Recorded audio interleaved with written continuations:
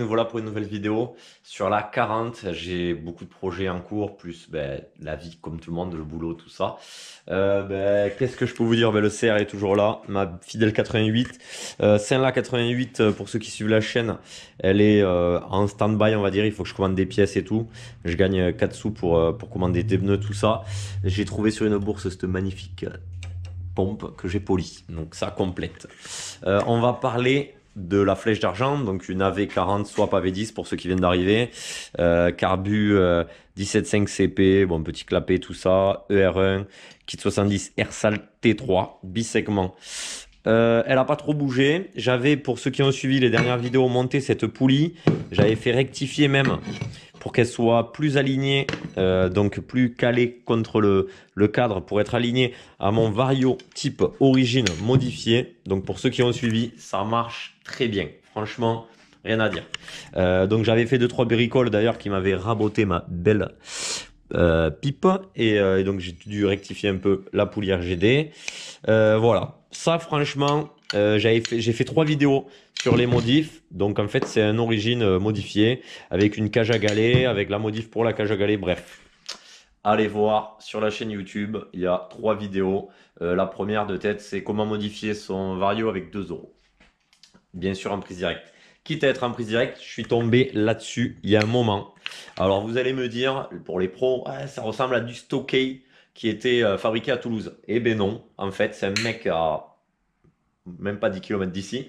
À l'époque, il faisait deux mecs faisaient de la course, un plutôt mécanique et l'autre était tourneur-fraiseur. Et il a fabriqué ce Vario tout simplement avec un 103. Donc c'est un variateur de 103, on va le démonter. Mais pour faire court avant tout ça, c'est un variateur de 103 modifié pour tout simplement prise directe et pour un AV10. Donc on dirait pas comme ça, mais c'est chiadé. Il y a des inserts là en laiton. Il y a toute cette pièce usinée. Qu'est-ce que voilà, l'écrou usiné. Ça c'est un écrou que j'ai dû faire par mon usineur. Pour ceux qui suivent les prépas 103, tout ça. Commencez à le connaître, celui qui nous rabote les culasses. Ouais, voilà, ça a quand même été assez modifié. Donc les inserts, cette platine là, on va dire. Aussi cette pièce. Voilà, tout a été modifié pour que ça se monte sur un AV10 et entre guillemets avoir un Vario de 103 plutôt sympatoche.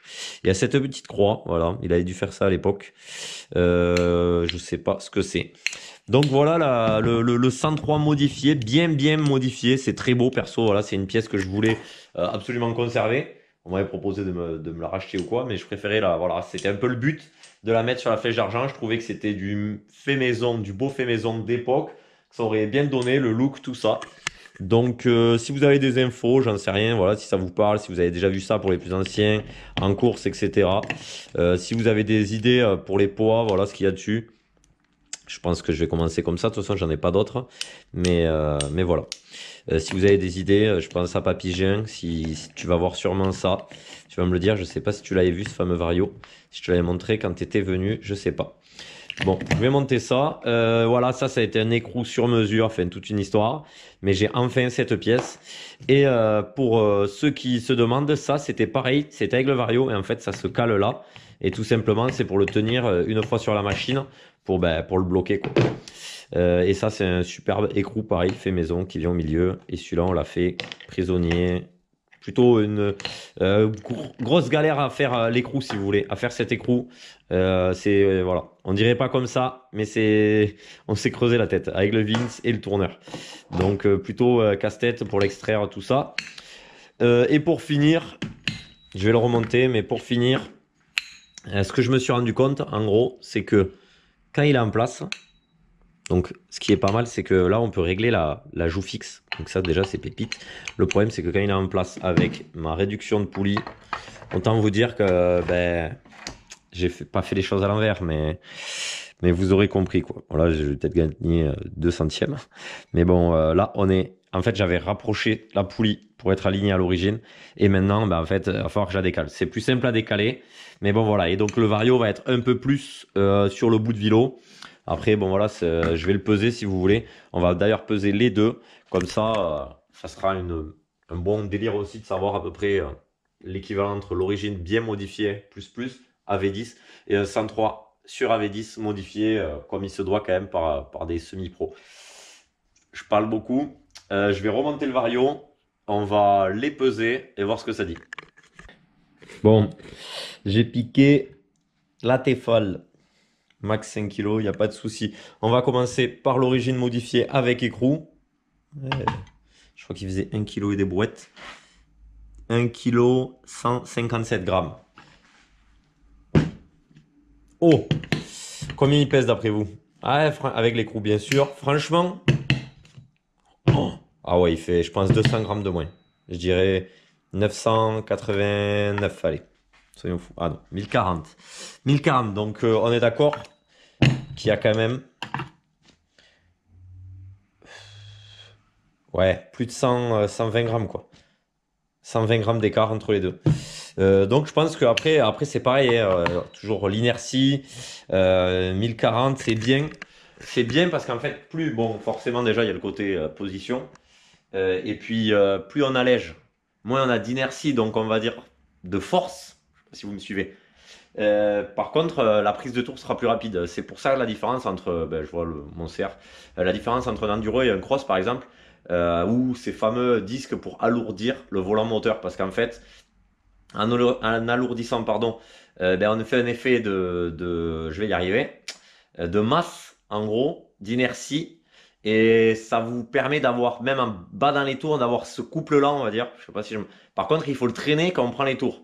Donc plus on allège, voilà, après c'est comme, je sais pas, un moteur de tronçonneuse. Voilà, un moteur de tronçonneuse. Ou le fait de mettre un rotor interne. Après, le rotor interne, c'est un peu boudé, parce que c'est pareil, pas boudé, c'est une bêtise, mais ça prend énormément de tours. C'est très bien dans certaines conditions, en fait, mais pas toujours. Et en plus, par exemple, sur une mobilette, forcément, ben, on a un côté qui est lourd, et un autre côté, eh ben, il y a quasiment rien, vu qu'il y a que le rotor qui pèse, je vais dire, 200 grammes. Donc si on se retrouve avec 1000 grammes là, 200 grammes de l'autre côté, bon, après voilà, mais ça y fait. Donc tout dépend les performances et l'utilisation que l'on fait. Tout ça pour dire que 1042 grammes, écrou compris, c'est quand même très très bien. Donc même la position comme ça, on va dire que ça rattrape. Voilà, je vais pas faire des calculs. Donc maintenant, ce que je vous propose, c'est, ben moi, je vais essayer de me taper d'aligner tout ça, remonter la chaîne bien sûr au passage, et puis après, ben, voir le résultat final déjà, et bien sûr après le test. Donc, je pense que j'irai peut-être dans la zone pour être tranquille et essayer de faire un test, voilà, tranquille avec la GoPro, tout ça, je pense. Je pense. Allez les amis, c'est parti. Bon alors, on va essayer de caler tout ça et surtout d'aligner. Alors j'ai déjà commencé à caler mon plateau au maximum vers moi, en mettant quand même une rondelle entre les deux comment dire ça, d'anti-friction, on va dire ça. Une de calage, mais voilà, pour éviter que bon, je préfère pas le mettre en butée. Donc là, on va dire que je suis au maximum vers ici tout en gardant un poil de jeu, forcément. Qu'est-ce que je vais faire? Je vais visser ça et après je vais essayer de mettre mon vario et d'aligner. Donc malheureusement, je suis au maximum comme ça. Lui, on dirait pas, mais je lui ai déjà mis une petite cale avec un fil de cuivre. J'ai resserré pour écarter, pour que ma courroie descende en bas et aussi pour qu'elle décale un peu vers là-bas. Donc allez, je vais vous mettre en accéléré, mais je vais remonter tout ça correctement. On va mettre la courroie et on va voir ce que ça donne. A few moments later. J'ai coupé la patte qu'il y avait là. Ça servait à rien et me gênait. Le problème, c'est que du coup, en décalant ça, je vais aussi décaler un peu la chaîne. Mais bon, on n'en est pas là. Ça, c'est fixé. Ça, c'est bon. Ça, c'est bon. La courroie. Je vais essayer de vous mettre en face.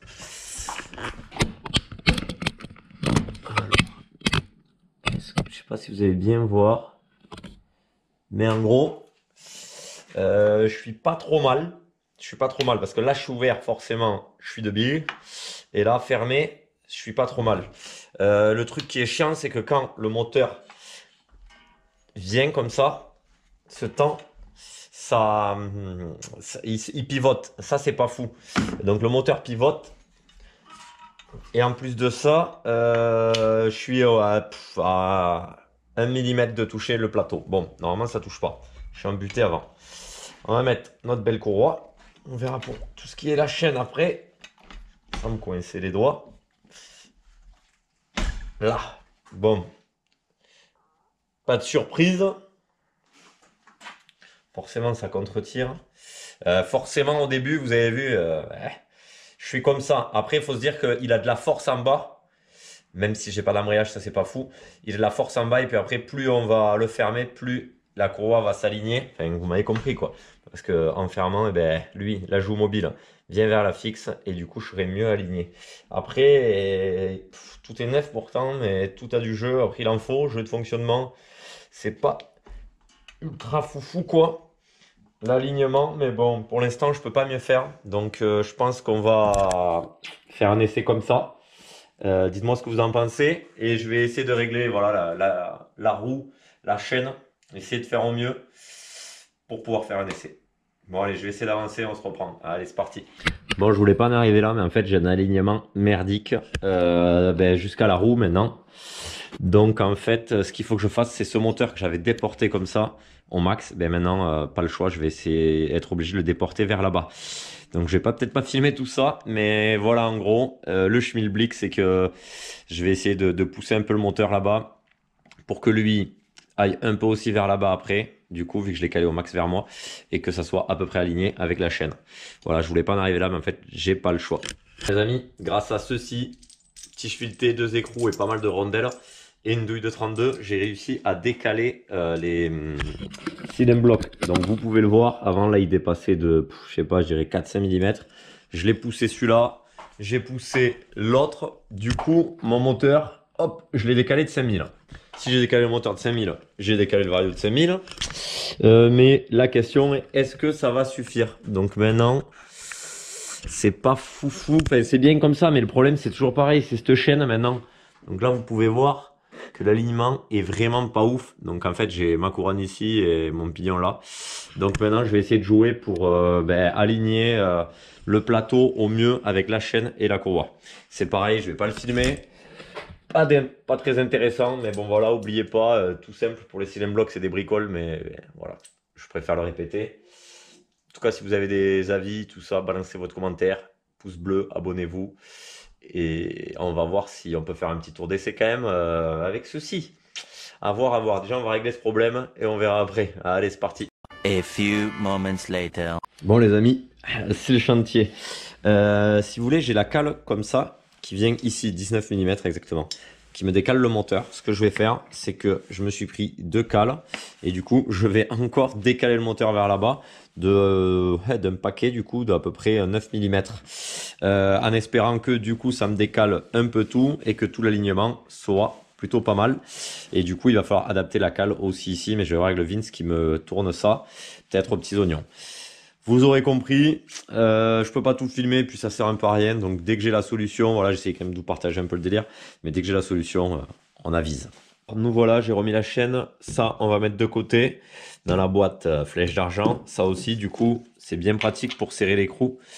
Donc c'est bête, mais voilà, les anciens, ils savaient faire. Et là, donc la courroie est en place. La chaîne est plutôt pas trop mal. Et la courroie, bon, ben, on peut voir que, franchement, voilà, ouvert comme ça, c'est pas déconnant, mais fermé surtout, ça sera bien. C'est pas parfait, mais bon, je pense que ça mérite d'essayer. Et surtout, tout ce travail, en espérant que ce vario aille bien, il n'y a pas de raison, c'est un 103, etc. Allégé et tout, mais bon, voilà, on ne sait pas. On ne sait pas. Le temps ne le permet pas malheureusement et puis ça fait déjà une sacrée vidéo. Donc je vous dis à la prochaine pour l'essai. Au moins maintenant elle est prête, je la mets de côté. J'essaye d'avancer, vous savez, sur tous les projets à la fois, c'est assez compliqué. Mais ça le fait. N'hésitez pas à lâcher un commentaire, des infos. Pareil sur les 103, vu que je ne connais pas vraiment ces varios, les poids, etc. N'hésitez pas. La config, vous le savez, j'essaierai de la mettre en description, mais il y a les autres vidéos, vous connaissez. Donc, à la prochaine, les amis, pour un test avec le nouveau vario. Allez, ciao, ciao!